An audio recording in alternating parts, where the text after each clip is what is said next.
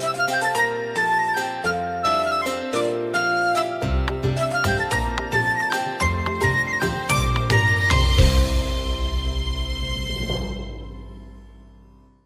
Morning. जय मसीह की। मैं मनी आज परमेश्वर के जीवित वचन भजन संहिता 34 उसके 18 पद से आपको उत्साहित करना चाहूंगा, जिसमें लिखा है, यहोवा टूटे मन वालों के समीप रहता है और पिसे हुआ का उद्धार करता है। प्रियो, डिप्रेशन या अवसाद या तनाव, इसे अलग अलग नामों से हम जानते हैं। तनाव जिस परिस्थिति में से मनुष्य होकर जब वो ऐसे हालातों में से होकर गुजरता है, ऐसे हालात जिसके अंदर वो स्थिर नहीं होता, ऐसे हालात जिसमें उसे अपने बहुत सारी बातों के लिए संघर्ष करना होता है। यह तनाव जो है या तो परिवार से या बीमारी के कारण या कई कारणों से एक मनुष्य के जीवन के अंदर हमेशा से अपना हाथ बढ़ाता आया है, और हमेशा से इस तनाव ने मनुष्य के ऊपर प्रभुता की है प्रियो। लेकिन मैं आपको उत्साहित करना चाहूंगा, से बहुत जन ये सोचते होंगे कि जो लोग प्रार्थना करते हैं शायद उन्हें तनाव से होकर नहीं गुजरना पड़ता होगा, या परमेश्वर के जो पवित्र लोग थे, नबी थे, वो इन तनाव में से होकर नहीं गुजरे होंगे।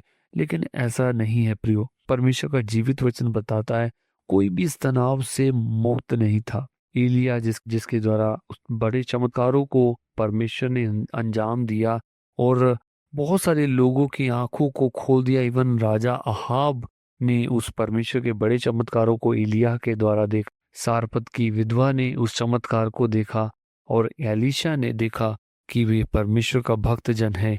और यहाँ तक कि एलिया जीवित उठा लिया गया स्वर्ग में, उसने भी तनाव का सामना किया। पहला राजा 19 उसका 4, जब अहाब उसे धमकी देता है, इजेबेल उसे धमकी देती है, और अहाब और इजेबेल के डर के मारे वो जंगल में भाग जाता है अपने प्राणों की सुरक्षा के लिए। वहां पर वो कहता है, मुझे मृत्यु दे दे, अब मेरे प्राणों को ले ले। यहाँ तक कि हम योना के विषय में प्रियो पढ़ते हैं, योना 4:3 में, योना भी निन्वे में परमेश्वर की दया को देखकर वह क्रोधित और निराश हो गया। जब परमेश्वर ने निन्वे के लोगों के ऊपर अपनी दया को दिखाया, तब उसने कहा, निराश होकर मैं मरना चाहता हूँ। प्रियो, यहाँ तक हम देखते हैं दाऊद राजा के जो भजन है उसमें बहुत बार वो निराशाओं को प्रकट करता है।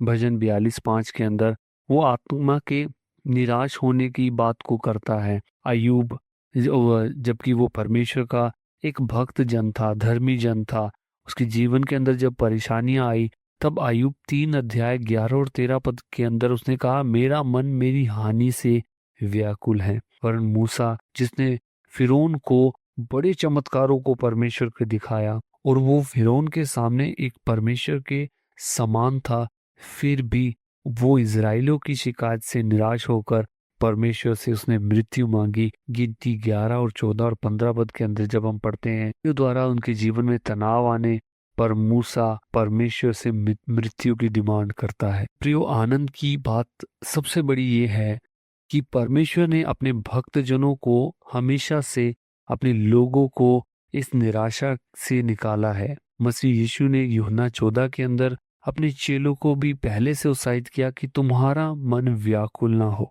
और में जबकि वो स्वर्गा उनका रोहन होना था, उनके साथ जो कुछ होना था, उससे पहले ही चेलों को उत्साहित किया कि तुम्हारा मन व्याकुल ना हो, यानी कि तुम निराश ना हो, तुम उदास मत होना, कि मैं तुम्हारे लिए एक स्थान तैयार करता हूँ, एक जगह तैयार करता हूँ, जिसके लिए मैं पिता के पास जाता हूँ। चेलों को लग सकता था कि यीशु मसीह के जाने के बाद हमारा क्या होगा, उनको लग सकता था कि हमारी दशा क्या होगी। इवन उनका रिएक्ट यही था, जब यीशु का पतरस ने 3 बार इनकार किया, और उस इनकार करने के बाद मसीह यीशु के लिए पछताया कि उसने यीशु मसीह का इनकार किया। यीशु मसीह के कब्र में जाने के बाद ये पुराने काम के अंदर चला जाता है। इसकी व्याकुलता, इसकी दशा के लिए मसीह यीशु ने पहले से इसे उत्साहित किया कि उसका तेरा मन व्याकुल ना हो करके इन शब्दों के द्वारा उसे उत्साहित किया। तो हम याद रखें, हमारे लिए भी वो वचन पहले से ही प्रभु ने दे दिया है। परमेश्वर स्वयं हमारी इन चिंताओं के अंदर स्वयं चिंता करने वाला परमेश्वर है। हमारी परेशानियों के अंदर, तकलीफों के अंदर वो स्वयं हम पर दृष्टि करने वाला परमेश्वर है। परमेश्वर आपके मन की व्याकुलता को जानते हैं। परमेश्वर आपके हृदय की सारी चिंता को जानते हैं। न केवल चिंता को जानते हैं, वरन उसका निवारण करने के लिए उनके पास पहले से इंतजाम है प्रियो। और आपके लिए पहले से प्रबंध करने वाले परमेश्वर है प्रियो।